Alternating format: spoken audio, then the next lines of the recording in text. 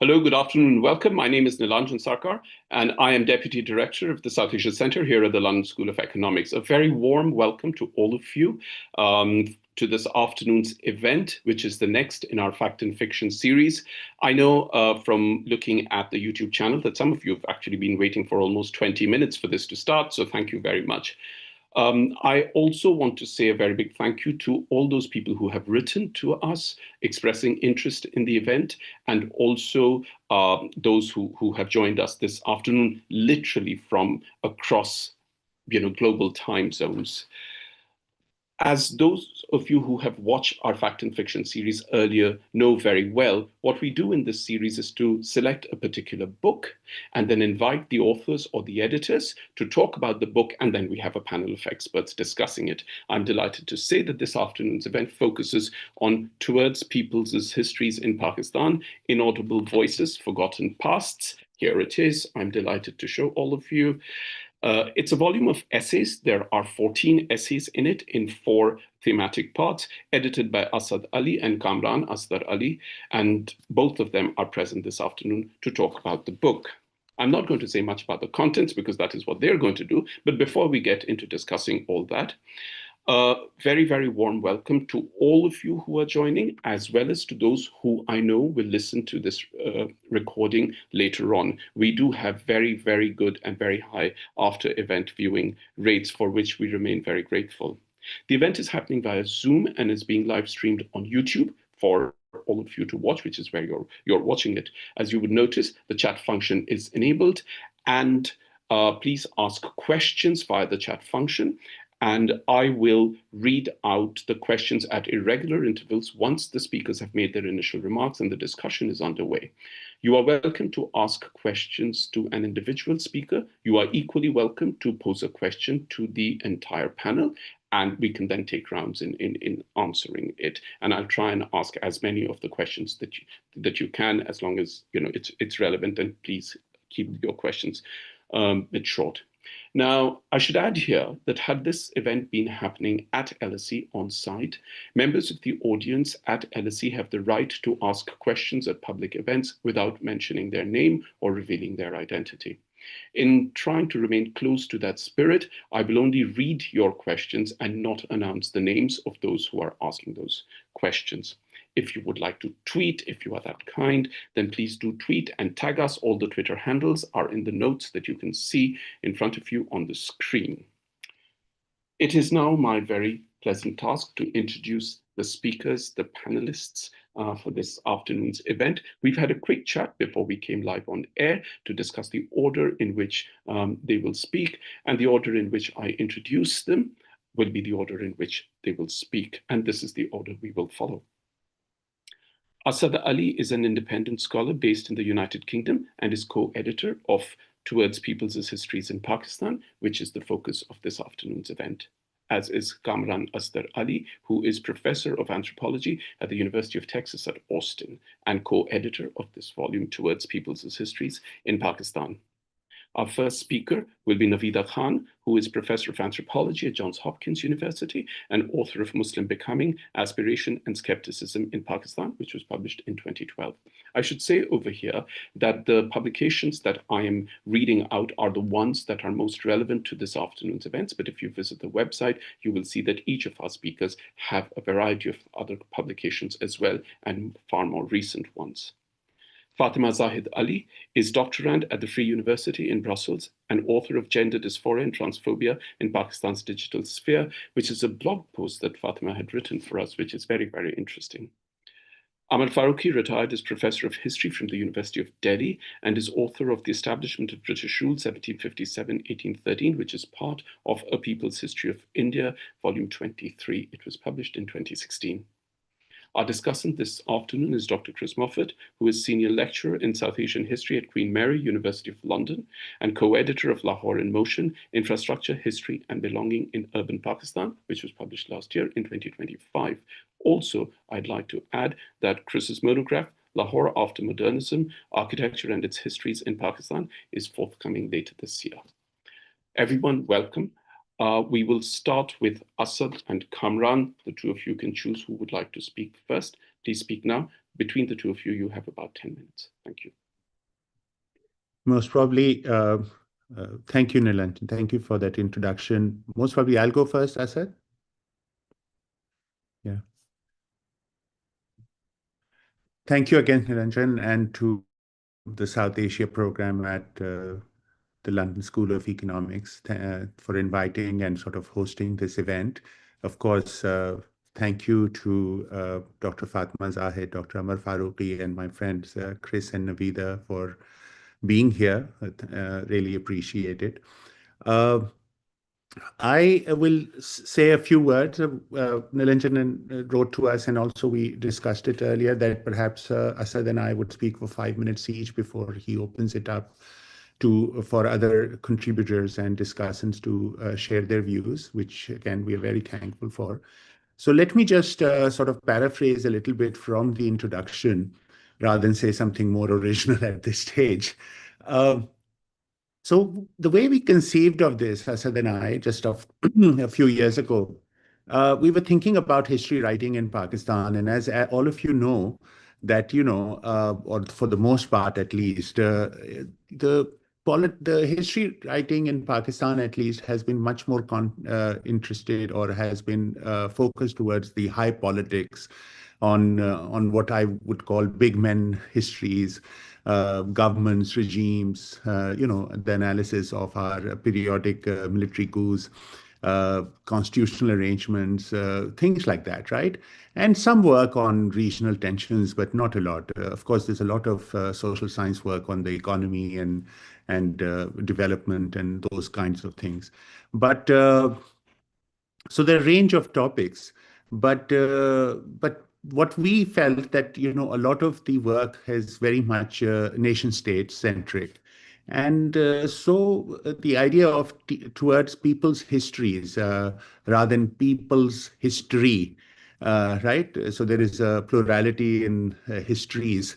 We wanted to sort of think about, in our own humble way, in modest way, shift away from the singularity of the nation state and offer or bring together a collection of voices, essays that attempt at other histories that complicate the dominant nationalist historiography. Of course, this kind of attempt has also been made in other parts of South Asia. Rather, we are very influenced by what Indian historiography has taught us in this regard.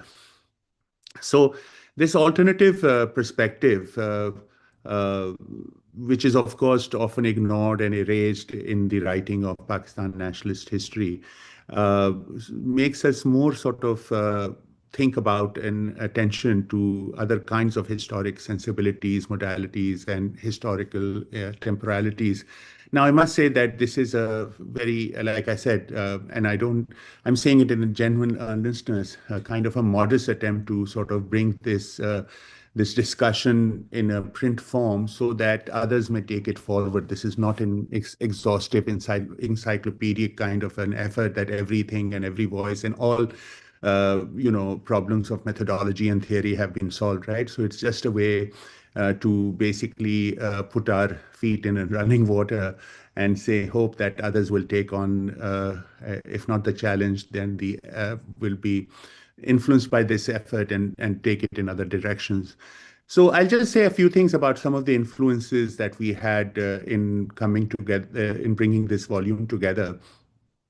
Of course, the most obvious example for our generation was Howard Zinn's work on people's history of United States, where he sought to challenge the exclusion of triumphant nationalist historiography and attended to issues of class conflict, racial injustices, and gender inequalities. And so his was a counter narrative, but that, of course, also was very much part of a conventional US, of course, it was a US case in conventional chronology, the sort of starting in 1492 with Columbus and kind of imagining even when United States wasn't there, but imagining the region and how that history of prehistory of the United States sort of is rewritten or contested in these United States.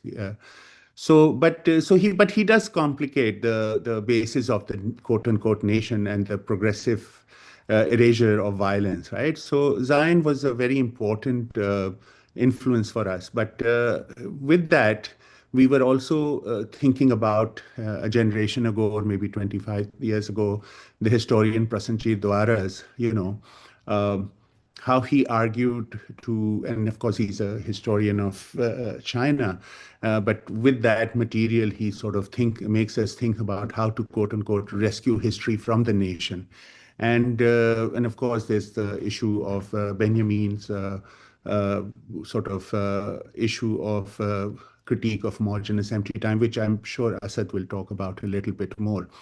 So for people like Dwara who formulated this argument, the argument is to decouple the tenacious and repressive connection between history and the nation. While at the same time, and this is important in our case, at least I feel it very strongly, that he acknowledged, and in this case as well, that it was kind of impossible to radically displace the nation as the locus of history. So we've tried, but the destabilizing of the nation state form through these writing is not always as successful as we had imagined it to be, right? So, of course, in this volume, the focus on people's histories, we attempt this displacement whilst remaining attentive to the ways in which nationalist and people's histories can be imbricated and entangled. So this is also important to understand. So it's an attempt, but of course, we don't know how success. I mean, I think we've been partially successful, although it's it's kind of not an impossibility, but it's a difficult task to sort of take on the challenge that Prasenjit gives us. Now, others, of course, ways of thinking about this is to conceive of people's histories in a plural, in contrast to, like I said, the people with the definite article the, which assumes a known object and involves a singular collectivity. Peoples, in our argument, in the plural, is suggestive of discrete and multiple ways, of differentiated groups and plurality of life. So it is then, you know, to think about the movement between existing peoples and their concrete actuality and plurality, and the abstract modern form of an imagined undifferentiated collectivity, the people, right? And this has an older history, actually, in a different form, even in the 40s. The Communist Party and its sort of notion of various, they talked about the nationalities term from the older national question, but the differentiated form in which even colonial India was being reimagined in the 1940s. That tension, of course, there always. So nationalism, of course, is one intrinsically, in our mind, impossible attempt to resolve this tension between the peoples and their diversity and the sort of abstract form, modern form in which a collectivity is imagined. So then hence we emerged in, the political potentialities of the peoples in their multiplicity and diversity, and that tension with the more unified form of the nation state. Another influence that we have is, of course, of Michel Rolph-Trouillot's work and his examination of the notion of history and power and representation, and and the concomitant silences. So for Trouillot, and that's the influence that, that people are constantly making history in myriad ways, but that these often remain ignored or unregistered by the academic profession. So, but the fact that history is produced outside of academia is, largely ignored in theories of history and history writing. So with Trouillot, we think with him about the active production of history or histories between what happened and what is said to have happened. How history is recorded, produced, and engaged with is a very crucial concern for us as well. I'll just move on quickly. I don't know if I'm going up, but then, the third. You're Yeah. eating into almost all of Assad's time, so. Okay, then I'll just stop here. No, I didn't mean that. But what I did mean is if you could. No, there's not, I mean, there's not much, but basically I was thinking more of sort of bringing in Subaltern Studies Collective and their influence on our work. But I think people here are We very can much probably aware come of. back to that in. Absolutely, absolutely. But thank you so much. Just let me end by saying, by bringing forward the question of how histories are made or erased, and how what way national memory works. All these things are very important, and we've tried to sort of bring them together, as Joan Scott would say, in terms of shards of the archaeological pot, and its shards, and bringing the pieces found in a dig. So that's sort of the attempt here of bringing together erased, inaudible, and those histories that are not sort of always paid attention to, and the concomitant archives. So thank you so much. I apologize for going on. No, thank you very much. Thank you, and I'm sorry to have asked No, you no, to absolutely hurry up. fine. I'll Our next speaker is Asad Ali, who is an independent scholar based in the United Kingdom and co-editor of this volume we are discussing today. I do want to mention before Asad starts that when I did sort of show this volume to everyone on the screen, and if you look at the details that I have put in the notes to this event, which you can see in front of you on the screen, the point that Kamran was making about peoples and histories in the plural is that the introduction to the book begins with this point that peoples is also taken in the plural. So the apostrophe appears after the S rather than in its possessive form, which is of the people. So people apostrophe S, not that, but peoples, and then an apostrophe at the end. So you say people's histories. Asad, please speak now. Right. Well, thank you, Nilanjan, for putting this seminar together online, and for bringing all the panelists to today's event. And I'd like to thank them as well for participating. I'll just make three brief points, which is one about people's histories, which Nilanjan has already said something about. One about the utilization of Walter Benjamin's concept of or critique of empty homogeneous time, and a third comment about the archives and the methodology that I think is kind of subsequent to Benjamin's intervention. So as Kamran had said already, the main emphasis of this book is directed at nationalist historiography, to dislocate, displace, and deconstruct such nationalist histories. And this is, as he also said a number of times, a modest contribution. And we do mean that, and we don't, in the sense that we're not throwing out any kind of new theoretical arguments here. We're building on many other forms of scholarly works and scholarship from the last 50 or 60 years. So we're not doing anything that is radical in that sense or programmatic. We're just trying to open up a conversation that Pakistani history seems to have missed. So, of these many types of histories that have occurred, we can think about, the forms of social history, the subaltern school, populist and peasant histories, peasant insurgencies, working class histories, even things like Eric Wolf and the Peoples Without History from Anthropology. So there have been many kinds of histories that have been constituted in the last 50, 60 years, all of which in some ways can be conceptualized as people's histories. So the idea of people's histories here is not, again, as I said, something new. It's just a term that seems to encompass within it a myriad of potential histories. And the only thing that is perhaps that differs in our approach is that we do point a little bit more towards the multiplicity of these histories, and to the multiplicity of temporalities that underlie those histories. I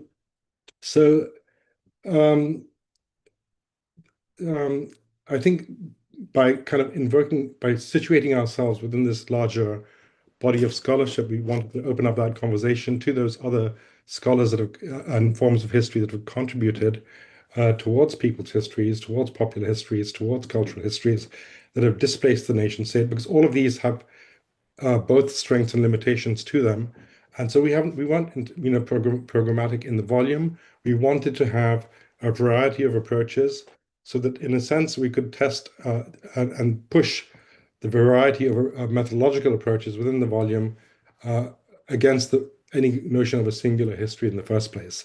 So that makes the volume itself, we hope, something of a conversation, not something that is going in one particular direction. There's internal criticisms within it. Some people even take up aspects of the generalized comment about, of how we approach history to push back on some of the ideas about voicing and about forgotten histories and so forth. So it's a kind of, it's not a programmatic volume in that sense. Secondly, the one crucial step that we did take was to rely on Walter Benjamin, who, as most of you will know, is a highly unorthodox German Marxist, Jewish cultural critic from the first part of the last century. A very complicated writer that we don't really want to get heavily involved into becoming exegetes of his, but his last essay, which was called On the Concept of History, makes a lot of powerful interventions into the critique of the kind of historicism that underlies nationalist history in particular. And he had a critique of that that was predicated on this notion of a certain kind of conception of temporality, a certain kind of what he called empty homogeneous time, which was both linear and continuous and dependent on a certain kind of Newtonian mechanics of causality, so that there was a certain kind of movement to history. It just flowed in a particular direction. In some ways, histories of capital or of capitalist revolution or of socialist revolution against capital, the kinds of ideas of modes of productions kind of inevitably, inexorably moving forward is the kind of history that he was critiquing, as well as called liberal ideas of a kind of progressive humanity that kind of stemmed from the Enlightenment project. So he wanted to shift our orientation away from looking towards the future and reorient our gaze back to historical gaze back towards the past, move away from this kind of linear time and think about time in a different kind of way as a kind of qualitative lived time full of cultural meaning, of ritual invocations and reiterations, and of the movement of objects and memories and citations and song, any kind of archival potential that can be reanimated by the present as it gazes towards the past, so that the past is never past, but can be reinserted into the present to continue with the struggles towards social justice and towards a potentially more egalitarian society, which is what as a Marxist, what his ultimate aim, of course, was. And so I think that Benjamin's critique of empty homogeneous time is crucial to dislocating, or should I say decoupling, let's say history, a certain version of temporality from history. And by doing that, you open up the possibilities of what we understand history to be, or could be, to ways that in which people that are outside of the nation state or form or outside of the imposition of linear time form are able to imagine their own histories in their own ways.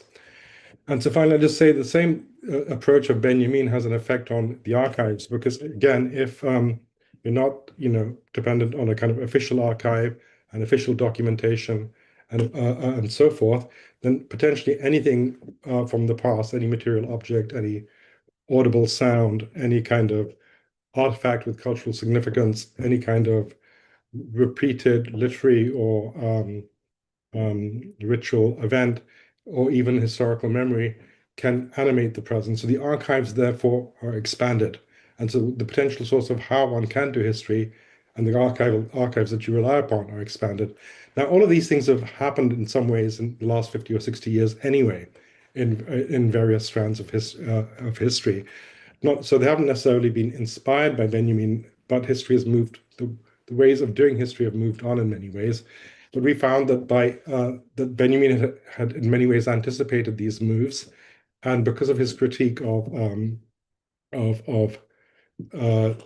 homogeneous empty time, which is particularly, as we saw with Benedict Anderson, who relied upon Benjamin, but nonetheless used his conception of homogeneous empty time in his kind of account of nationalism.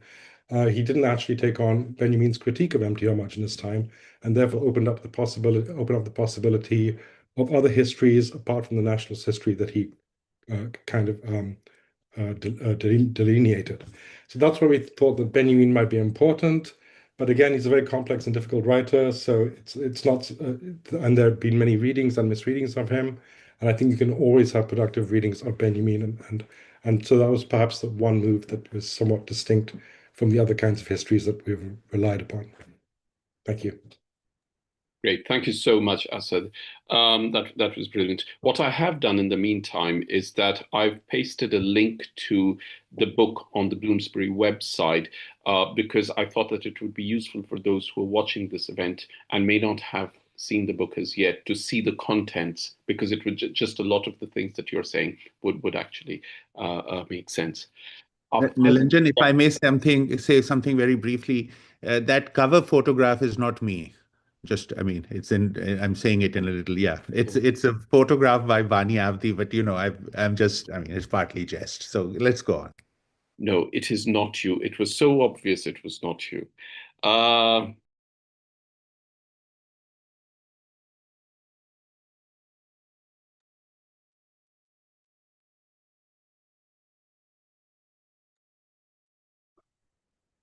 You do not hear us. Hear me, sorry. Navida Khan is our next speaker, our first speaker, in fact, on the panel. And Navida is Professor of Anthropology at Johns Hopkins University and author of Muslim Becoming, Aspiration and Skepticism in Pakistan, which was published in 2012. Navida, please speak now. You have about 6 to 8.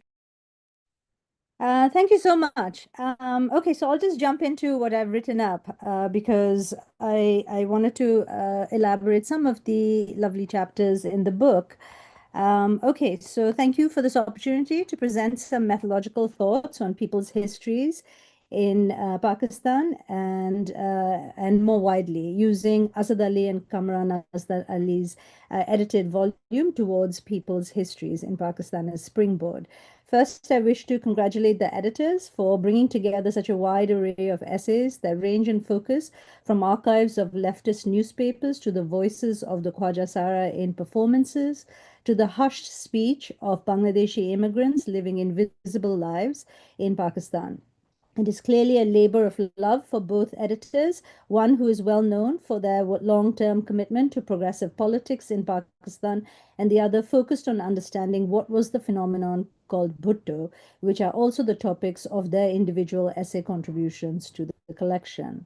I also wish to thank Dr. Nilanjan Sarkar, Deputy Director of the South Asia Center at LSE, for putting together this panel to discuss the book and for inviting me to take part in it. It's nice to be able to read and comment on scholarship on Pakistan, despite having pivoted in my own research to Bangladesh. But as the inclusion of Dina Mehnaz Siddiqui's Left Behind by the Nation, Urdu speakers in Bangladesh in this volume attests, the editors have a very capacious notion of Pakistan that extends beyond the territory of the nation state or even the concept of nation state, not to include not just Pakistanis abroad, but also those who might have been Pakistanis, in this case Biharis living in Bangladesh, who migrated to East Pakistan to be part of Pakistan and who had sought to be resettled in West Pakistan after the formation of Bangladesh, but who never were, yet cannot help but persist in hoping.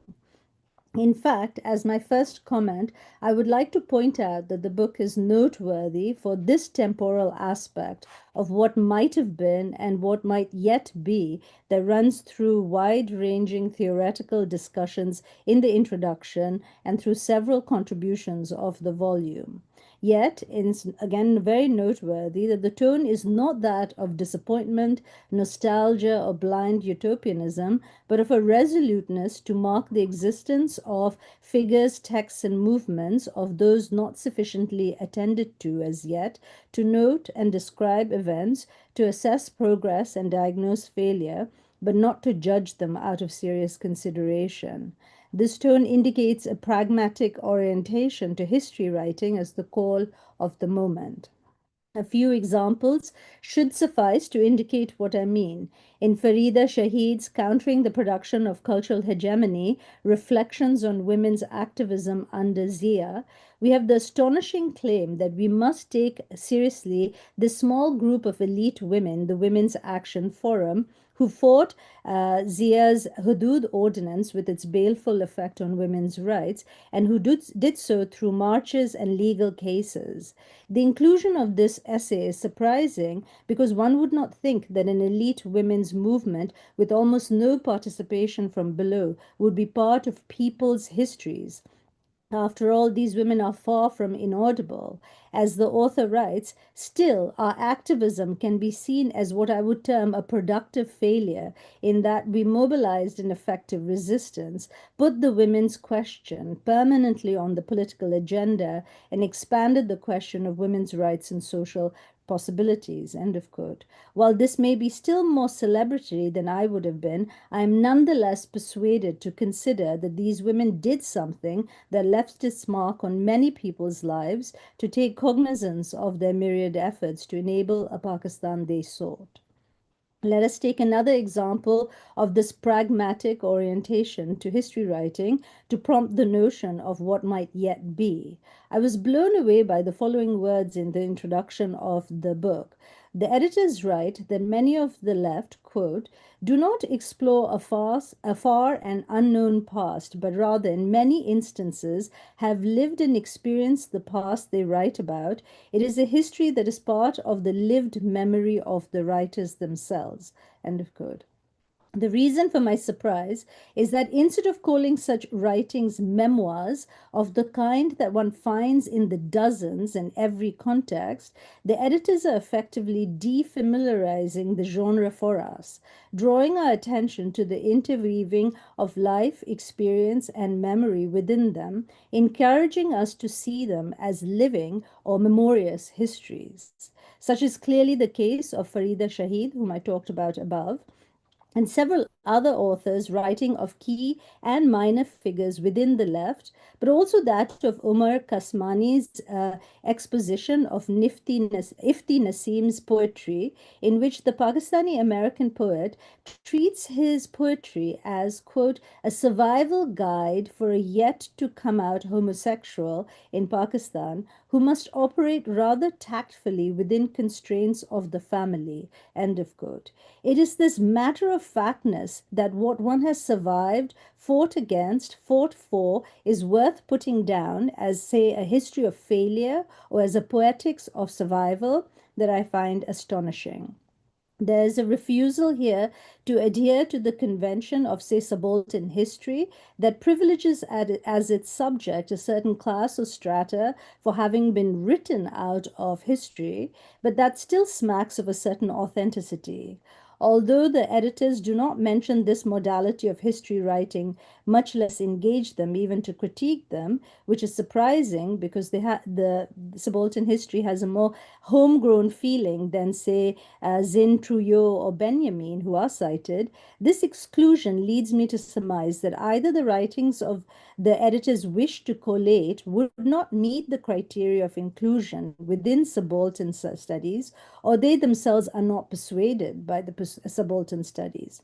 But for my own part, I find their criteria of inclusion still refreshing for not adhering to any preconception of the people in their multiplicity. So I'll just end with some questions for the editors. I guess the first one is, and I know that you tried to sort of qualify all of these choices you made in your introductory comments. Why no serious engagement with subaltern studies? Surely Ranajit Guha's elementary forms of peasant insurgency in colonial India got to the question of the multiple temporalities of people in very effective ways. The choice of Benjamin is very interesting, raising for me the question of the constellation of epochs approach to history writing within the Trauerspiel. That introductory chapter in the Trauerspiel talks about how it is that we don't need chronology to do history, but we need to see a resonance between epochs to be able to put them together in a constellation. This raised for me the interesting possibility that there may be a resonance between the 18th century Baroque that he writes about and the Pakistan in evidence today. Although this is a bit far afield from what the Benjamin you talked about, I just wondered if one might entertain that resonance. Other questions are, who are the historians and modes of history writing in Pakistan who are critiqued, but in generality at the present? Why do they remain unnamed? I was also curious about the fact that not more was made of the fact that most of the authors in this volume are anthropologists. This seems a missed opportunity to me to point out what it is that anthropologists consider history, the expansion of what counts as evidence, who can speak, and how objects and words have multiple contexts and ends might have been a productive engagement. Finally, I was puzzled that the sheer pragmatism evinced by so many of the authors is not remarked upon or theorized, but instead the editors do claim to be inaugurating a new approach to history writing through a focus on peoples rather than simple the people, as a new attempt to remember and recuperate, in their words, to develop new innovative means to write history, to think more expansively about history, these being some of the claims. This leads me to ask of the editors, what is new for them? How is newness marked, claimed, and upheld? And what work does the new do for history writing in Pakistan? Which is to say, might the new be a pragmatic taking note of what has been?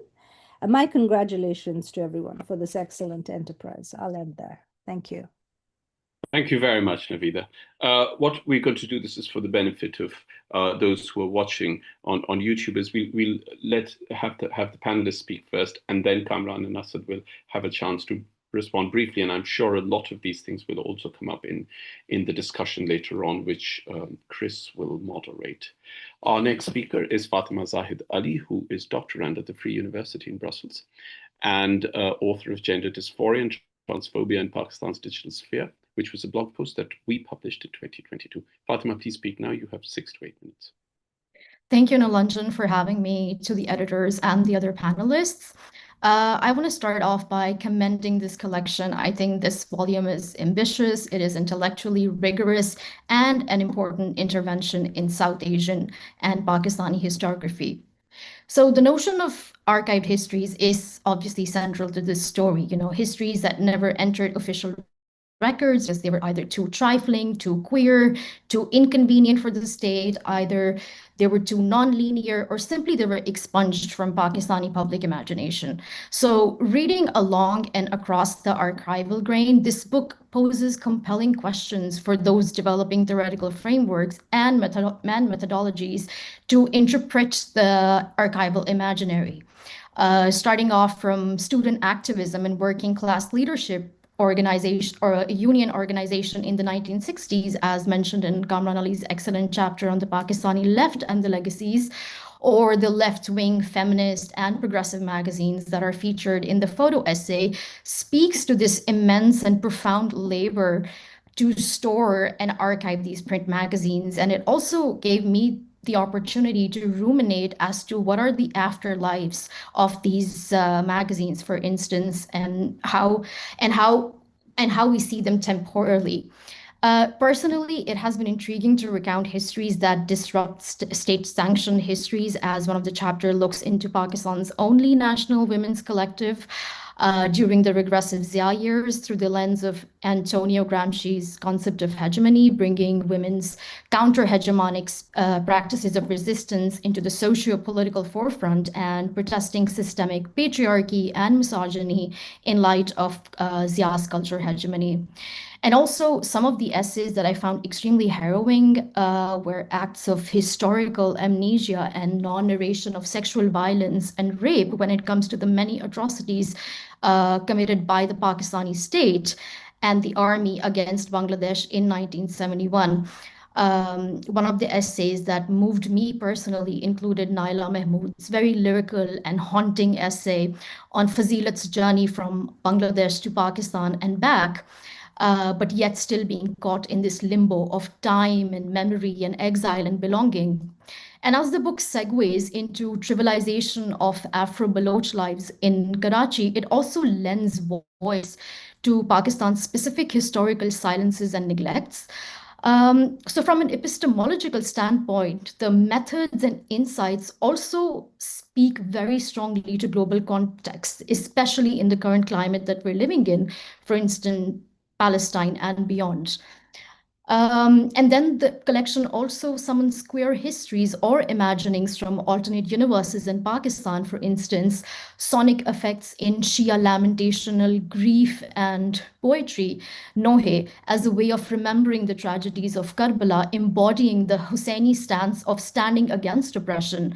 Umar Kasmani talks about the sonic and lyrical effects of remembering and mourning as a queer historical force. And he also does this in other monographs, including Queer Companions and Pakistan Desires, which I can also highly recommend. And similarly, also Eamon Jaffer's ethnographic work on locating the temporality of shrines in relation to the everydayness and the ordinary lives within the lesser known or local shrines as spaces of memory work and storytelling by invoking the spiritual powers of saints was very fascinating and spectacular to read. And then we arrive at Forgotten Khwaja Sira Histories, which is a personal interest of mine, as reflected by Claire Pamment in the play Tisri Dhun, a collaborative performance with Khwaja Sira performance based on interviews with trans people, archival material related to Khwaja Sira history and criminalization, and the recent media coverage of their fight for equal rights. And more specifically, in Khwaja Sira cultures, performances such as Bhadai, kinship, nautanki, theatre forms, and other genres have always had a long-standing tradition. But British colonial legislation relegated Khwaja Siras to deviant or inferior or subjects who go against the order of nature in favor of heteropatriarchy and heteronormativity. And of course, much of this colonial hangover still lingers in Pakistan. So to that end, like performance in many ways functions as creative dissidence and performance-based activism. And these aren't necessarily forgotten histories for Khwaja Sira people whose histories obviously predate the colonial period to thousands of years. And I think one thing that I really appreciate about the book is that it constantly reminds the reader that we must remain wary of this, given the so-called liberatory eras or the problematic application of Western discourses and frameworks and vocabularies onto indigenous identities or knowledge production and modes of being. So just to reiterate, like many of the authors in this collection have relied on oral histories and memory work, and to that end have also acknowledged the ambivalence and the messiness which might come with such methodological mediations. There is multiplicity in these narratives. There are interesting divergences and fluidity in understanding history, which stringent data collection or methodologies might not reveal. And just to end, I don't know how I'm doing with time. Yep, you should wrap up now. Yeah. And just to, I would just like to end by saying that it made me very, very curious, and it was a very fascinating collection. I do have one small question for the editors that, what do you think, having worked on this volume, what are some of the risks and responsibilities that can arise when constructing people's histories as academics, or how do we try to avoid romanticizing the subaltern or the oppressed? Like, what are the internal contradictions within people's movement, and how do we acknowledge these? Thank you. Thank you so much, Fatima. Our final speaker on the panel is Amar Farooqi, who retired as Professor of History from the University of Delhi and is author of The Establishment of British Rule, 1757-1813, which is part of A People's History of India series and was published in 2016. Amar, please speak now. You have 6 to 8 minutes. Thank you, Nilanjan. Well, the editors have Kamran Saab and Asad Saab have presented us with an agenda for writing people's histories, and they kind of discuss the influences that have shaped their own understanding of people's histories. Now, there are and the volume brings together essays which are sort of which work in a sense, work in progress as far as writing of people's histories are concerned. And I must say that the range, this is a very wide range that they've covered, from communist histories to issues of Bangladesh to Baloch history to the progressive journals. Now, from the point of view of South Asian history, one thing, of course, we should keep in mind that there are sort of experiences which and histories which we are all sort of trying to figure out ways of writing, and partition, and this, or rather partitions, have created the kind of difficult. It's made really. It has made things very difficult because of it's become very difficult to compartmentalize. So that itself opens up ways of writing people's histories, looking at Urdu speakers in Bangladesh, or possibly, and I remember seeing a very good television serial on Bangla speakers in Pakistan, and the kind of problems that they have confronted. But for me, particularly looking at the communist and the left movements, which Kamran Saab has also worked on earlier, I think, there are questions which we need to address, and I'll come to that a little later. But I do want to say something about, writing of people's histories, where, I think Asad Saab did sort of acknowledge that there has been a longer tradition of writing people's histories in the Indian subcontinent, that this is a tradition which goes back to almost the 50s and the 60s. I do want to mention some of the influences. I mean, when I was reading the introduction and some of these articles, I was thinking of some of the influences that have shaped our own understanding of people's histories, beginning with D.D. Kosambi's introduction to the study of Indian history, which in fact makes a very interesting, there's a formulation which I remember, which he made in reference to writing about ancient or medieval Indian history, that the question is not who was the king at a particular given moment, but what the kind of plow that was being used was much more important. In fact, the book has a series of photographs right at the which follow the contents before the actual text, which the first photograph is of a woman potter. And similarly, there are others,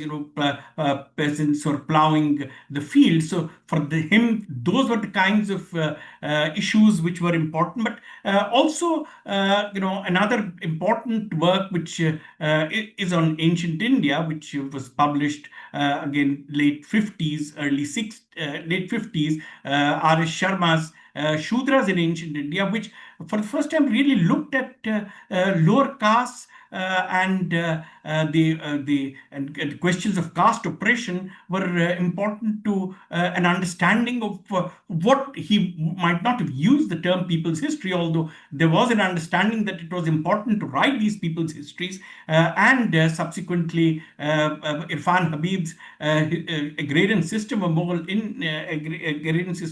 India, which, while talking about the agrarian system, while talking about the economy, in fact brings everything together to talk about peasant revolts, peasant how the exploitative character of the state produced peasant revolts, which actually brought about change in society. So these are the kind of histories which have had an important influence. Of course, this influence continued into the 70s, into the 80s, the writing of people's on peasant resistance, and I think something which perhaps we could discuss in the talk about subsequently in the discussion, that there is this realization that they refer to the histories of the vanquished, in writing about the vanquished and their causes and lost causes, how difficult it has been to write about the history of the revolt of 1857, because there are no accounts available. There are no sources easily available of the vanquished, so which makes writing that kind of history very difficult.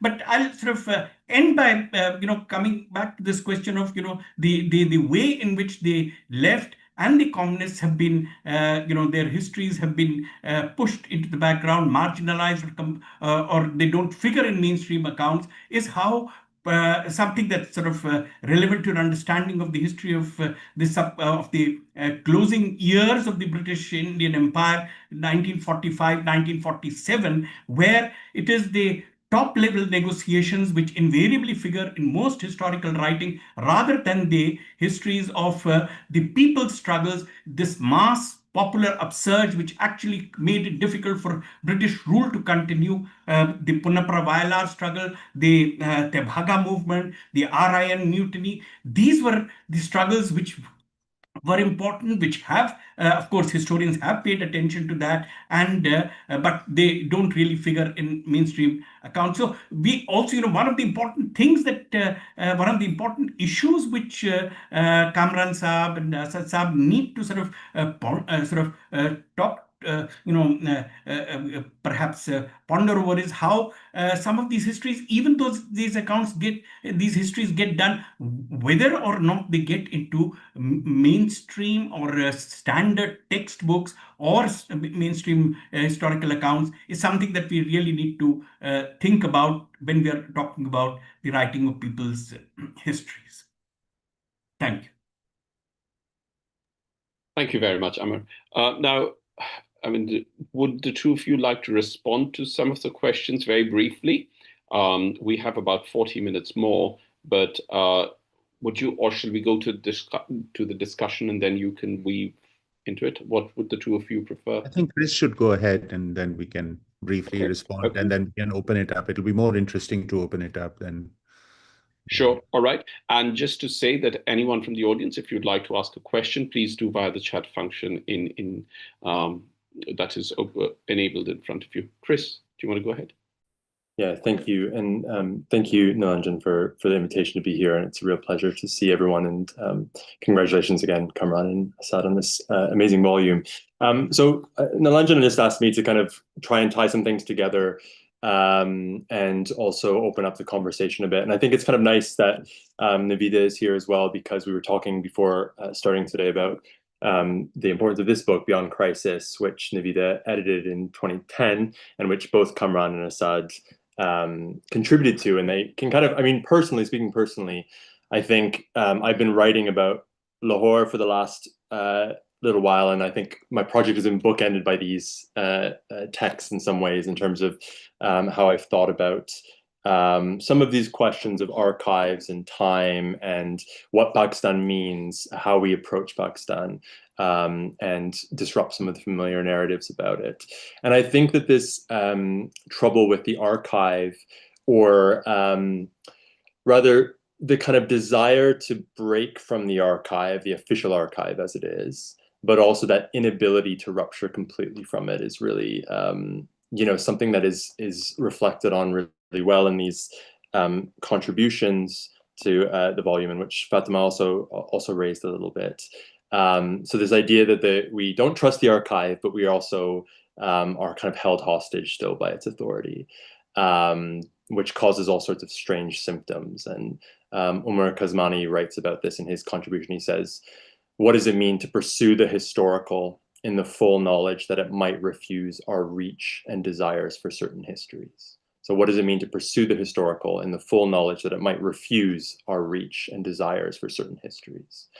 And then also we have this amazing contribution, which Navida and also mentioned, by Mavish Ahmed and Hashim bin Rashid and Ahmed Salim, who sadly died the year, I guess, this book came out in 2023. And Ahmed Salim, as some of you will know, had this decades-long effort to create an alternative archive to the material legacies of the Pakistani left, right? And he would go around asking his old comrades for materials. He'd also trawl through these book markets, buying up old copies of material. And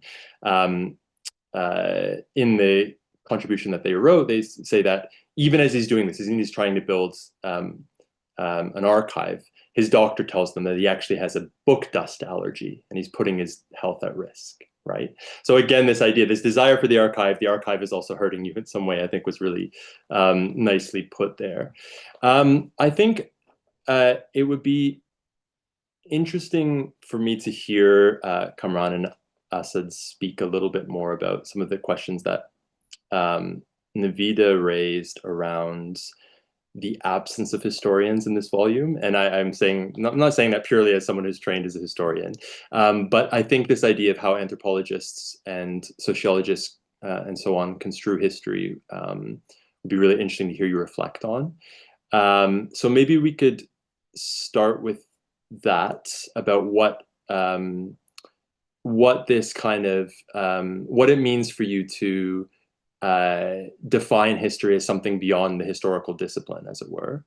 I have some other comments that pick up on things that Fatima and Amar said as well, but would you like to start with, Kamran and Asad, if you would like to speak. Asad, go ahead. To be clear, I think what Navida said, I'm looking at my notes, was that, given that a lot of them are anthropologists, it would be interesting to hear what, the anthropologists' sort of idea and perception of history is. I did actually, as a historian myself, look at all the bio notes, and I think Anushay Malik is the only contributor who is disciplinarily identified as a historian. And yes, Navida is absolutely right that most of them are anthropologists or anthropology/sociology, depending on where they have been educated. But please go ahead, Asad, Kamran, whoever wants to speak first. Yeah, thank you. Well, thank you everybody for all those comments. I mean, of course, we're trying to start a conversation about the ways of writing history within the Pakistani context, which, as we said, had been kind of a very particular kind of positivistic version of history. Nationalist and statist is the predominant form, and so in some ways, to critically displace that, we felt that it was an interesting move to rely largely on people who are not historians, and that I thought was in some ways consistent with Benjamin, because he was ultimately a cultural critic and not a historian himself. But these ideas of politics, history, and aesthetics were all very crucial to him. So these, and also the question of temporality, and the question of the histories of the oppressed, right? So these were three or four things that we thematically shared with him. And anthropologists in particular, obviously there's a long conversation between anthropologists and historians that goes way back, right, to Evans Pritchard and through Marshall Salins and Eric Wolf and on and on. So there's a lot of interesting exchanges in that particular intersection of disciplines. But we thought that an anthropological kind of sensibility towards history kind of denaturalizes the kind of usual construction of the historical object or historical subject. And this is something, again, that Benjamin also tries to collapse, the difference between the subject and the object, right? So that there's a certain kind of ways in which anthropologists, by being attentive to people in their social and cultural contexts speak, as we all know, speak back to the kind of epistemological dominance of the West. And history, of course, as a discipline, in particular, as Chakrabarti and others have pointed out, is in particular a kind of a form of writing that is mired in this particular hegemonic discourse of that emerges in the West. So in a sense, obviously the whole provincializing Europe debate and so forth. So the whole point about kind of anthropological sensibility was a good way of unsettling all of that, without and I think to some extent the historians didn't really buy into it anyway. A lot of the historians in Pakistan didn't buy into this project because they're still mired in their own kind of ways of doing history. So in some ways, by doing a kind of anthropological and sociological engagement with history, I thought that was a way of opening up history's possibilities to otherness. Should I go or do you think, okay? Yeah, please do. Yeah. So, no, thank you. Thank you, everyone. This is important. I'll just be brief because I'm sure there are other questions that Chris has and the audience has.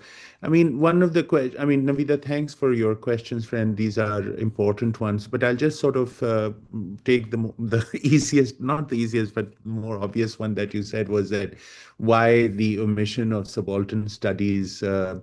I mean, as you know, I mean, I started grad school in the mid 80s, and this is, and Dr. Farooqi would understand this, or others would be, I mean, this is the heyday of like, the volumes coming out. So subaltern studies was very, very formative in early 90s, of course. The Pesha's History Without Europe, the paper comes out in Representations. And so this is not something that we, I mean, this is our formation. So I think we may have even in an earlier iteration of the introduction have, I don't know, Asad, if you remember this, have a section on, or at least a couple of paragraphs that we then, I mean, it's quite obvious that we are in engagement with the discussion. Of course, there is also a critique, but one of the reasons also we didn't put names and things like that is that we didn't want to start controversies all of a sudden, right, in of Pakistani historians or sort of thing. But definitely the trend and of course, Farooq Saab, we are totally, we are not historians, but definitely we know a little bit of the people's history or Marxist history, Shumi Sarkar's work, Konsambi's work, but, and the other work. But also, I'm a big fan of K.M. Ashraf's work, who in the 1930s was already writing on medieval in Muslim India and the work and the social history from below. So it's, but basically we were trying to sort of course, that's only so much we could do, but talking about subaltern history and its sort of its sort of emergence in the field of post-colonial studies and the space of critique, introspection about histories of the non-West, right? I mean, so that, of course, did give us the mythological arena, right? And sort of reading archives against the grain, paying attention to silences to bring forward subaltern voices. All that is very much part of it. We can talk more, but I think part of the omission is more sort of an artifact of how things are written rather than there's no major influence. And on just on the other thing that Chris and you also, Navida, and what Asad was also responding to, we did reach out to some people, like, I can name names in the sense of Ayaj Qureshi and K.K. Aziz and a whole group of people who are doing more nationalist history. And then there were a lot of political scientists who would talk about Muslim nationalism and early years of Pakistan's formation. What I said earlier was big men history, Ayub Khan and Zia and this and that. But but people, it's only in the early 2000s that people like Wazira, Zamindar, and then later on, Ali Khan or Ali Qasmi, Anushe Malik, Waqar Zaidi, who's doing, the cultural history coming up, institutional histories coming up. I mean, this is a very sort of a new phase in Pakistan in terms of history writing, social history, cultural history, and other kinds of things, and really thinking about Ali Khan's work of the interwar period in terms of working class politics, even not only South Asia and beyond, or the work that Ali Qasmi's recent work on cultural history is doing, or Waqar Zaidi working on institutional history in terms of the formation of PIA. We reached out to some of the friends and some were busy, some couldn't. So there's also, I think it's also a way of, if I may use the word again, an artifact of producing such a volume that sometimes there's also hit and miss. We did try. But we tried those people whom we thought would be more in tune with or aligned with the kind of project we were moving forward with. And as Asad said, there weren't very many as yet. But I think we have definitely think that it is a whole generation of new people who'll be coming up and writing, and whose work in the coming years will be very prominent in rethinking, not only in terms of Pakistan, but also beyond the nation state and South Asian history, as Dr. Farooqi was saying. So I'll stop here. There's much more to say, but but definitely, yeah. Thank you. Chris, do you want to go? Yeah, I mean, maybe picking up on something that, okay, maybe two things. One is, could you, as a sort of like intellectual, cultural observation about Pakistani history, why was subaltern? You say in the introduction that subaltern studies was not prominent in Pakistan in the same way it was elsewhere. Maybe you could also reflect on that. But the other question I wanted to ask was actually about, kind of related to what Fatima's question about responsibility. And I was thinking about people's histories as a specific formation, which Professor Farooqi has mentioned has this long history. You also cited Michel Roth-Trouillot, and who is, yes, writing about silences and the archive, but also about public history, right, in this category of the public. And I would be curious to hear about where the public stands in your in this project. So we have the people as something that is you know, explicated and articulated in your introduction and in some of the contributions. Is the public also a useful category for understanding politics, culture, society in Pakistan? Is it useful for scholars to think about a public responsibility, as Fatima kind of was alluding to? Maybe not specifically to the public, Fatima, you were saying more about to oppressed peoples or subaltern peoples, but is the public a useful category in this discussion? Do you want to go ahead, Kamran, briefly? I said, okay, I'll go ahead. No, I think, you know, I mean, the attempt to think about, I mean, of course, Rolf's or Michel Roth-Trouillot's notion is that, you know, all history is not produced in academia. I mean, one of the things he says is that, you know, most Americans learn about cowboys and Indians from Gunsmoke, right? From or they know about the world from Disneyland, right? I mean, the idea that, you know, Colonial Williamsburg creates history is more than sort of, you know, or the way that he talks about the Alamo, right? I mean, he takes all these examples and the way certain, you know, whether there was Davy Crockett or not, we don't know, but there is a Davy Crockett, right? And that sort of, and so I think there is a certain way that he appreciates that, you know, who talks about it. I mean, the whole idea of, you know, what happened and what is said to have happened, the whole issue of representation. So for Rolf Trouillot is there.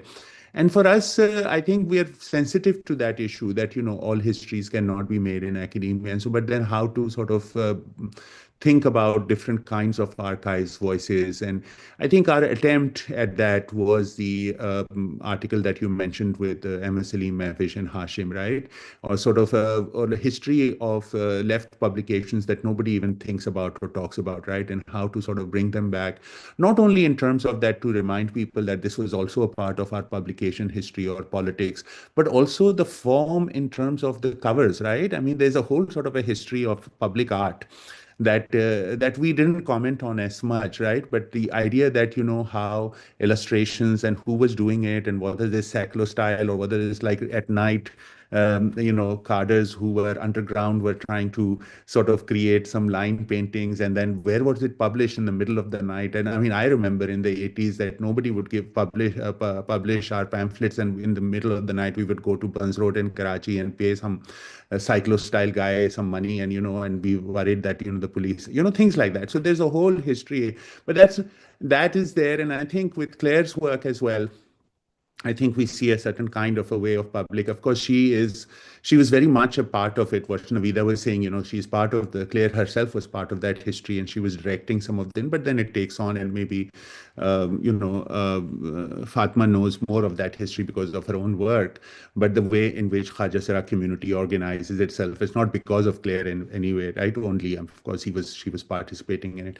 So I don't want to go on, but I acknowledge what you're saying. And I think there are ways in which that public or publicness of history rather than people's can be sort of brought into further conversation. Others may have ideas, maybe. Maybe Navida wants to say something, or Asad. Asad, go ahead, please. Yeah, Chris, I'm not entirely sure that I understand what you mean by the public, because I mean, Arvind Raja Gopal wrote a long time ago about split publics. At that time he was just talking about two publics. But since then, there's been a lot of theorizing on publics, or counter publics, or multiple publics, and how publics are kind of constituted through forms of circulation. So, so obviously, any kind of people's history, such as the one that we were just, or at least the left magazines that we spoke about, or were spoken about in the volume, they obviously constituted certain kinds of publics through their forms of circulation, and those were highly important in enabling certain kinds of ideas to be disseminated and spread, and for certain kinds of activities and practices to occur. So I don't think there's any, as it were, formal distinction between a public history and a people's history. Surely they get into intertwined in certain kinds of ways, such as that example would perhaps demonstrate. Could I just say something, ask something, because it was one of the very important questions that was in my mind when I was reading, and it ties up with what Navida said so eloquently, and partly what Ahmad also referred to, is that, there is also definitely in the United Kingdom and in various countries in South Asia, a very strong debate at the moment about people from multiple disciplines, different disciplines, and with different kinds of disciplinary training, writing history, as in about the past, going far back into the past. I mean, this volume, as it explicitly says, is very closely tied in several instances to the author's own life and lived experiences, something that Navida mentioned. Do you think anyone with any kind of disciplinary academic training can write history? Because a volume like this not only opens up, the multiplicity and the variety of what constitutes an archive for someone writing, but it also opens up the very category of how we, let's say, define, in search of a better word, the category of history. So do you think a medically trained doctor or an engineer, also educated but from a discipline, can do that? This is one. A related thing, of course, I'm sure all of you understand, is that there is this parallel debate, not just about people's history, people's history, and public history, but also the question of populist history. And one of the things that I was struck by is that, in as much as I utterly enjoyed reading this volume, and I went through the introduction all over again yesterday, it would not be incorrect to say that the language of the text is not for the faint-hearted. It is very directly written for academics. And I did wonder at some point, did you at any point think that, one, I take on board that one is to shake, those trained as historians and tell them, make them read this book and say, look, these are other ways in which histories can be written. But did you at any point think that perhaps you could make the book accessible to the peoples and enter that universe of historical understanding? Because just as what the content of so many of the essays relate to the lived experiences of those who wrote it, it could relate to the lived experiences of those who were going to read it. Yeah, Asad, you were going to say something. Oh, yeah, well, thanks. That's a great set of questions. I'll take the last one first, or at least try and respond to it. I think when we started the project, we very much wanted to write in a way that was accessible to a lay audience. But I think the academics, everybody is ultimately by disciplinary training an academic. And although everybody attempted to write in a more kind of accessible fashion, Ultimately, clearly, we didn't entirely succeed in that endeavor. I think that was, I think you'll see in the volume, there are some that are more accessible and some that are perhaps less so. And we tried quite hard to make it the language as accessible as possible, which is also one of the reasons why we didn't necessarily get into too many debates in the introduction. But on the other hand, so we might have fallen between two stools here in some ways, But on the other hand, we also tried to, I think, because there were some difficult concepts here as well, and they, in a sense, had to be introduced, or needed to be introduced, rather.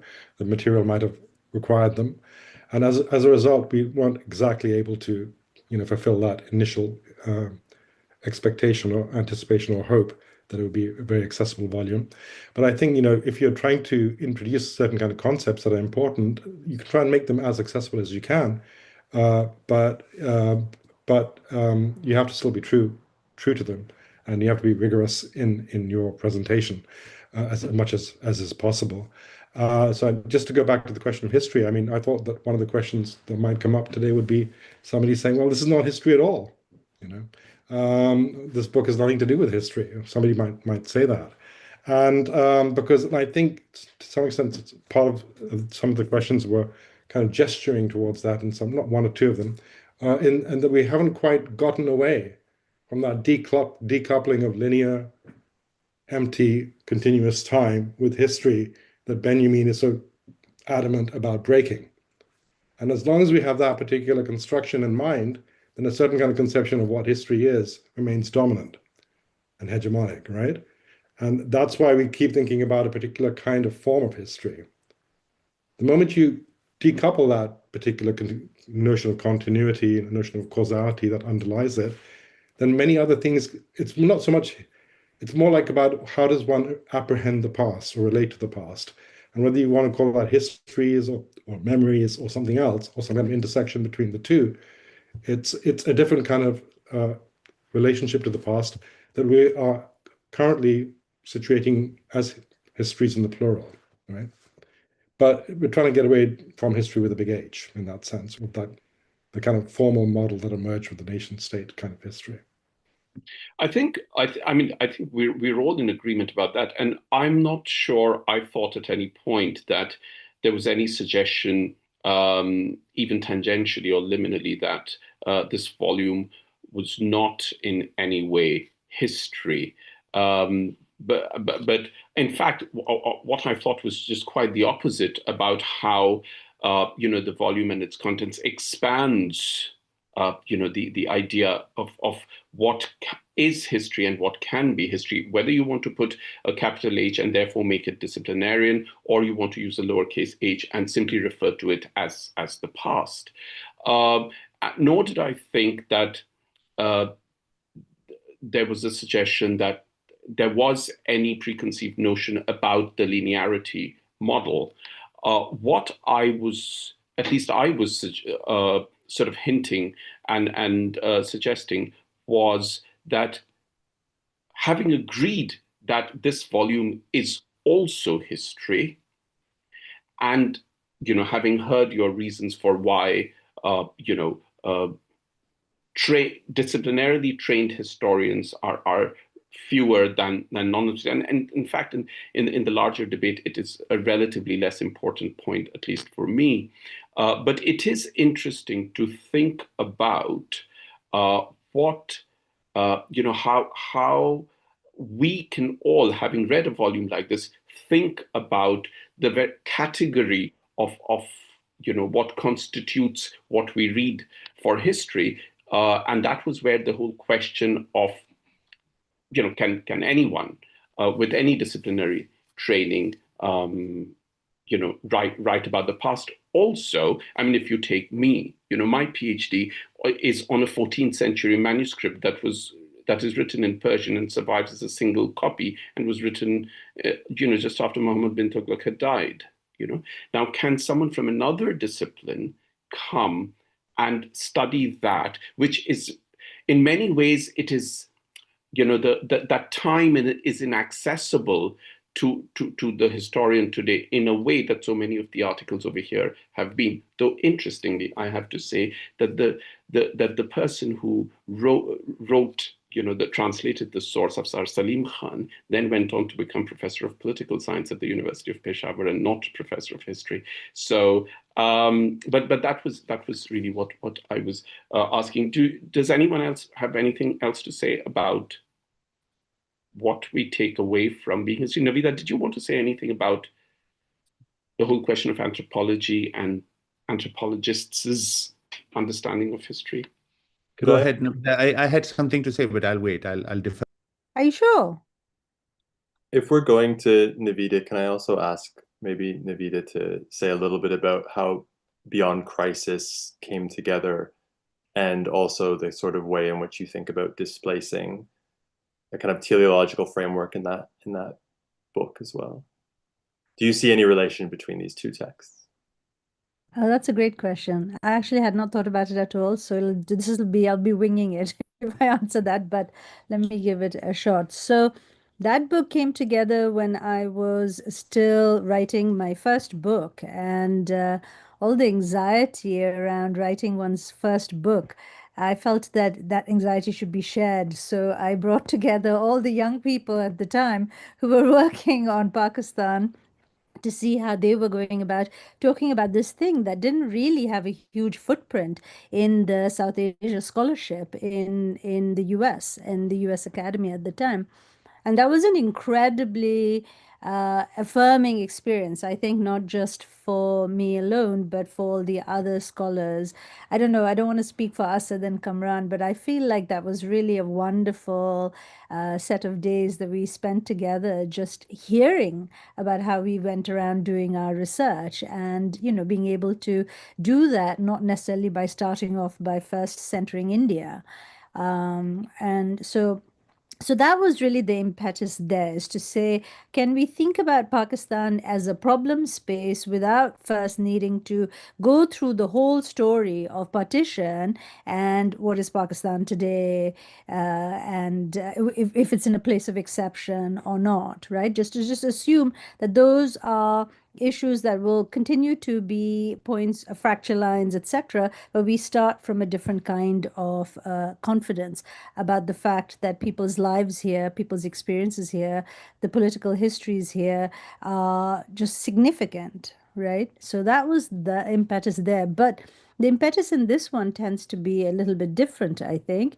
It's really about trying to think about peoples and to try to contribute to the concept of peoples, to say, how can we, not necessarily just think about the people yet to come, which is the anticipatory move within nation state language, but rather to say that they've been there, they just have not been activated. And here, your question about the public was interesting to me, because publicness is really about publicity and visibility, and there is an effort here to at least not to use the language of visibilizing, but of audition, of hearing, right? So I think it may be, if one were to think about it, a slightly different cut into the question of the public, to ask the question of, like, what does it mean to hear as opposed to witness or see, right? History and process. And if there is maybe a thread of that through the essays, because there's also emphasis on performance, there's also emphasis on speaking, and the constraints on that, and so on. So maybe I'll just stop there. I'm not sure if I've Kamran, you were going to say something. Yeah. No, thank you, Navida. No, that's important to hear. Yes, we did have a wonderful time. I think it was 2007 or 8 or 6. I'm not sure, in Baltimore. So thank you for inviting us then. And it was let me say this, and this is maybe more, and using your words, Navida, kind of a pragmatic way of thinking about it. I mean, at some level, yes, the nation state and its problematic form, the issue of the multiplicity of people, the issue of inaudibility and voices and everything. And maybe I said modest, but there's also a conceit. The conceit is that we were trying to, and Asad may disagree, but trying to sort of in a pragmatic way also start a conversation and sort of create a certain kind of distance from what had come before us, right? And in the sense of creating this thing called histories of Pakistan. So the nation state stays there, right? But thinking about histories in different ways of so that comes to what you were saying, Nilanjan. The issue is that yes, that could have been a way in which to make it much more accessible, but at the same time as quote unquote, at least that's where quote unquote my conceit was that start something, we need to also establish a certain kind of way in which we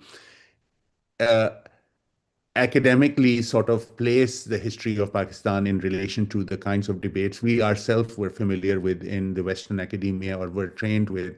And also a distinction, and this is where it is, I think Navida was hinting at it, sort of a distinction between the kind of developed form, quote unquote, of history writing and historiography that we find in India, which sort of is a much more all-encompassing and universalizing history, the nationalist history, but all forms, right? The issue is that if someone is sitting in Hyderabad, Sindh, in circa 1877, that still becomes part of Indian history. But someone sitting because the peculiar kind of Pakistani nation state, someone sitting in Chennai in 1877 is not, unless that person seems to have a Muslim name, right? Even the mayors drop out because they may have Muslim and not Muslim names, in the things like that. So in Mewar and in Alwar and in Bharatpur.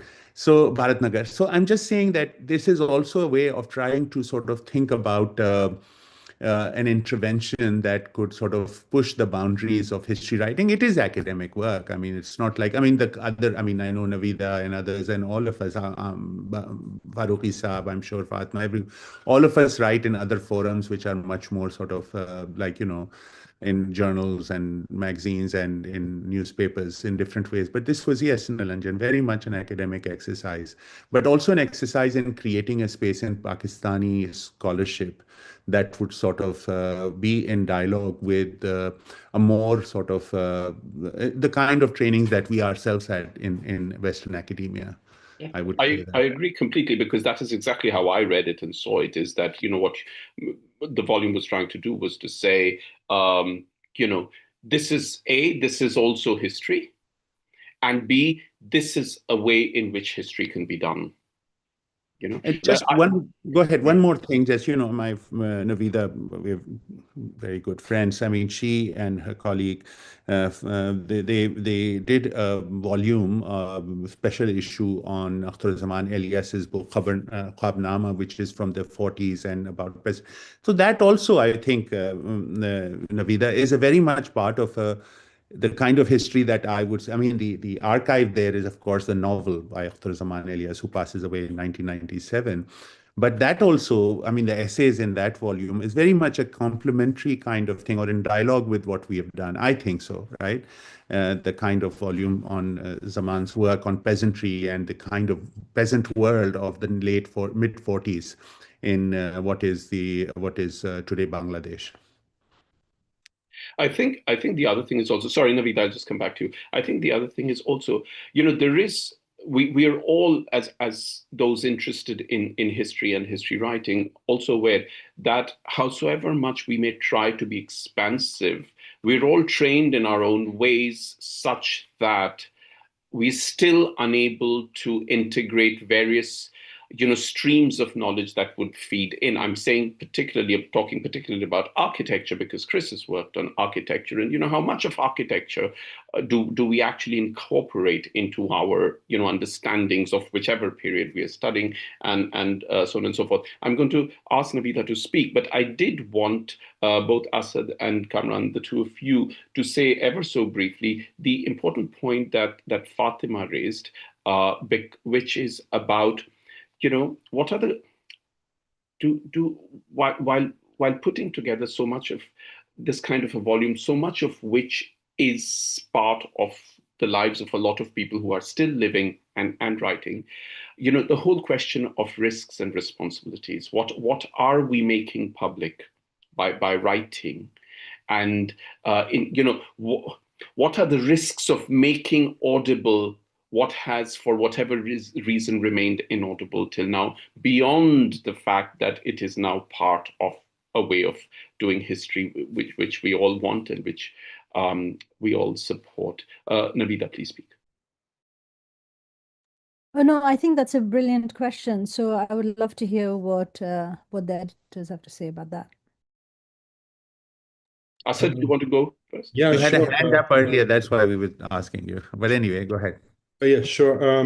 Basically, look, just in terms of my own essay, basically it was about the kind of these PPP supporters who are known as Gialas, who are thought of as highly emotional, and hence, don't have any real political sense. They're just kind of taken up by a cult of Bhutto and so forth. And what I was trying to do was show that, in fact, it's not an emotional politics, but there's a politics of emotion, and there's a certain kind of politics entrenched within that. And so what I was trying to bring out was their sensibility in an anthropological way into history about how they interacted with Bhutto and how they were part of creating Bhuttoism, which was much greater than Bhutto himself, right? And so their participation in that. And in that sense, there was an absolute responsibility to bring out their narratives and their stories and their modes of engagement into the historical record. So for me, that responsibility was, I've always felt a very acute sense that I had to be very true to what they were saying and trying to analyze that in a way that made them legible political subjects and not merely people who are regarded as emotionally crazy or ecstatic and have no sense at all. So that was I can only speak from my own particular engagement. No, I think, Fatima, you would be a better person to help us think through issue of risk, because I think you're right. I think a lot of times, and as anthropologists or historians, it's not the kind of people sometimes we work with, we do sort of try to see that the vulnerabilities, all of us have had students who have worked in communities that are under some kind of internal strife or have a certain struggle with the state. And how do you sort of talk about those communities? I have students who have worked with the Kurdish population, actually active. And, how do you then sort of represent those voices without sort of putting him in some kind of not some, but real risk, right? So I think those issues are important for all of us. And in Pakistan, of course, and this may be too superficial, but the point is, one of the things that happens, and of course, in this book, we don't have those kinds of specific problems. That's a larger issue of us as researchers and how to protect our quote unquote interlocutors or friends. But also, English is an interesting thing. I mean, you may remember that Mohammed Hanif's book, the Exploding Mangoes book, it was published in 2010-11, and it was sold in Pakistan. And the minute Maktab-e-Danial published it in Urdu, all the copies were taken up by the boots. Right? I mean, sorry, who is listening? I'm not sure, but in a public forum. So it's also very interesting that how the case of Exploding Mangoes, right? So there's also the way in which Nilanjan, this language and the kind of publication where it's published and in English and where it's sold also gives a certain kind of weird kind of protection. Whereas if we were in the vernacular, things would be slightly different. I mean, this is a very superficial comment, but I take it, Fatma, what you were saying in terms of how working with vulnerable populations makes it difficult for us, as it's a major ethical research question. I agree with you. And it is something that all disciplinaries, I mean, anthropology, so almost all of anthropology rightly is published through, changing of names, changing of places, and, etc., and anonymizing the actual subject. The reason I was talking about accessibility was, and one of the reasons when I had written to Amar to participate in this, is that Amar's book is published in a series called The People's History of India.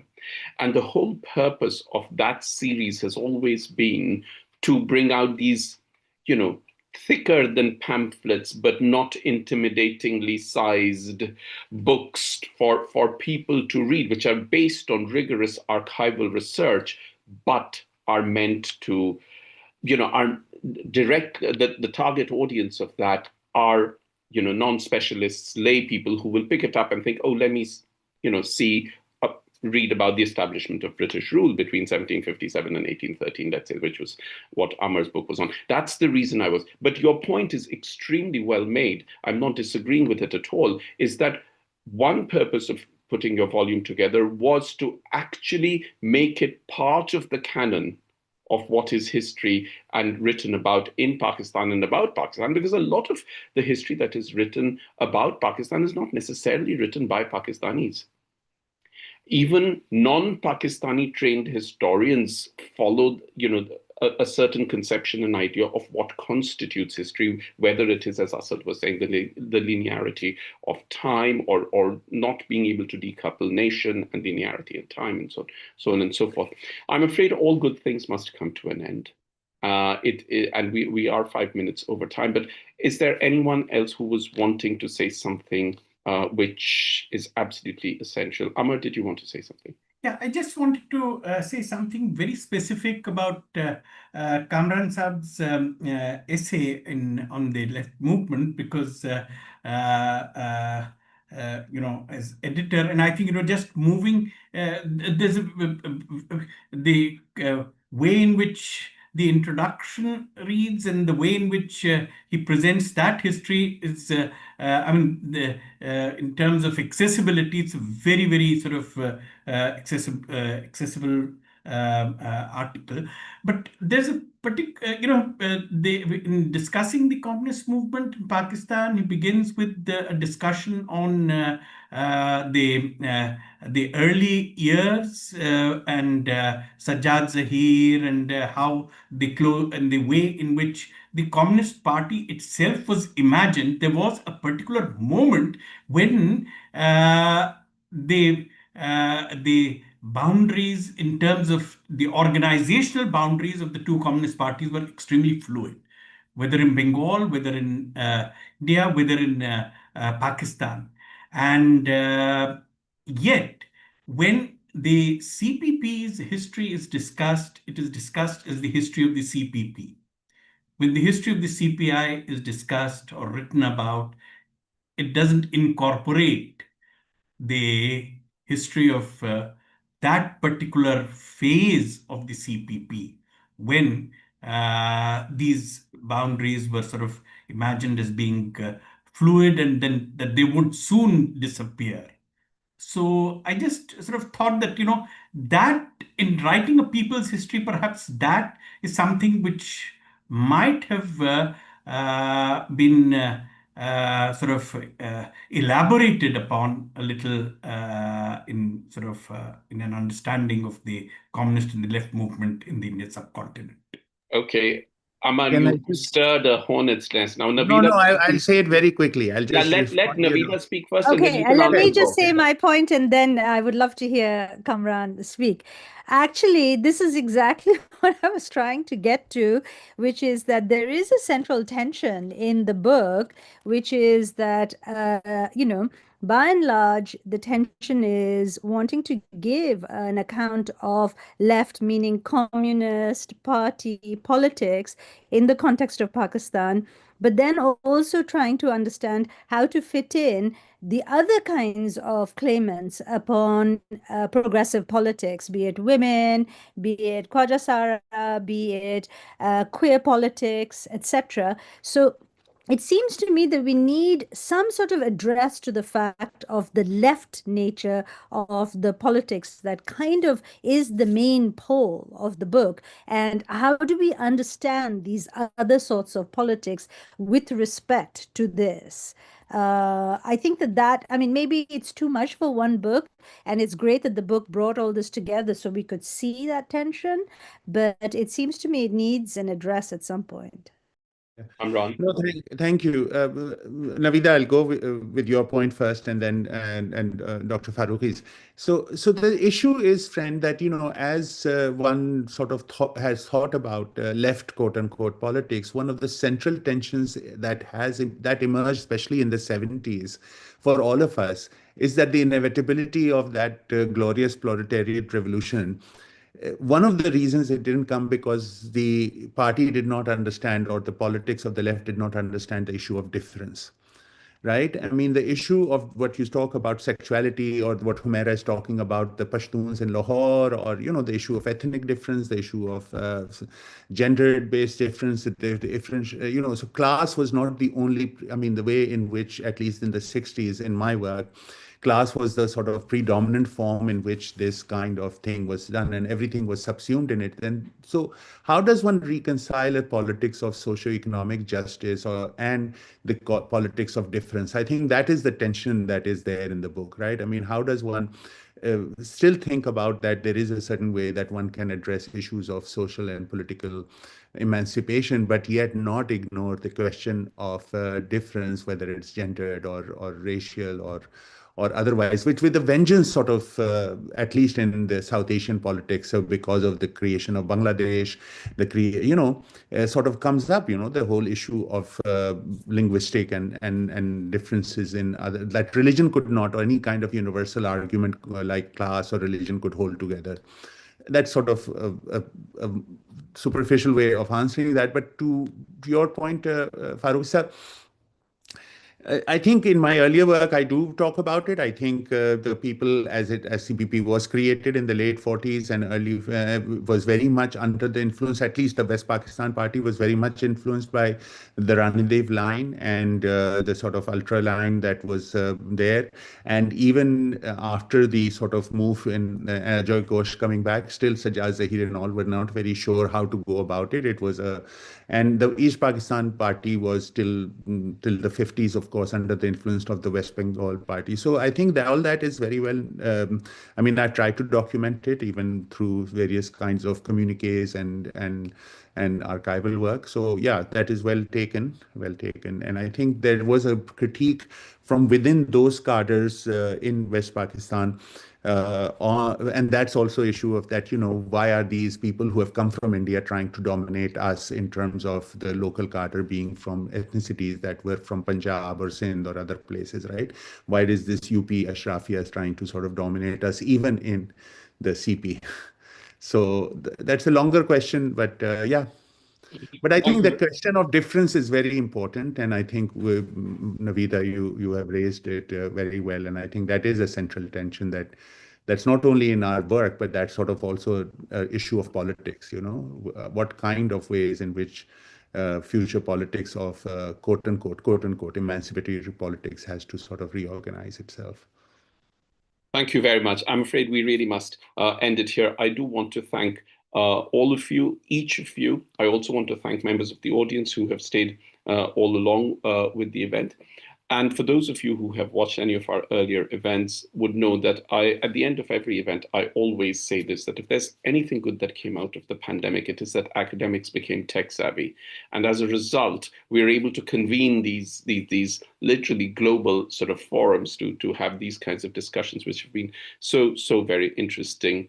I also want to thank the South Asia Forum at Queen Mary University of London and Chris for doing this in collaboration with us, with helping us advertise this event. So thank you to you and to the forum as well, and to Asad Ali and to Kamran Asdar Ali, not only for joining the event this afternoon, but also for putting this volume together, which all of us have enjoyed reading so much. To Navida Khan, to Fatima Zahid Ali, to Amar Farooqi, and to Chris Moffat. Thank you, everyone, and goodbye.